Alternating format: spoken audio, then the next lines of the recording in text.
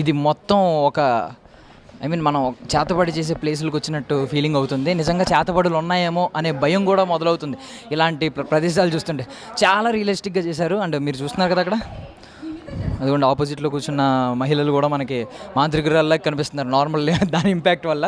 And చూడండి అక్కడ మొత్తం ఒక గుడ్లు కూడా పెట్టారు, రియల్ గుడ్లు. అక్కడ నిమ్మకాయలు, కుంకుమ కలిపిన రైస్ అది అనమాట. అది నార్మల్గా రక్తం కలిపిన రైస్ లాగా మనకి సినిమాల్లో చూపిస్తూ ఉంటారు. చూశారు కదా, నార్మల్ ఇక్కడ హీట్ అయితే చాలా దారుణంగా ఉంది.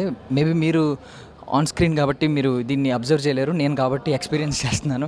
ఇదిగోండి ఇక్కడ చూడండి, ఒక పొట్టేలు తలకాయ అనమాట. బట్ రియల్ కాదు, ఇది విఎఫ్ఎక్స్. బికాజ్ యానిమల్ని మనం హెరాస్ చేయకూడదు కాబట్టి, యానిమల్స్ని మనం బాధ పెట్టకూడదు కాబట్టి అక్కడ అన్ని మొత్తం సెట్సే ఉన్నాయి. అండ్ ఇంకా మనం చూద్దాం, ఇలా రండి ఒకసారి. యా ఇదిగో దిస్ వన్ చూడండి, ఒక రియల్ చేతులు ఎముకలు పుర్రెల్లాగా డిజైన్ చేశారు.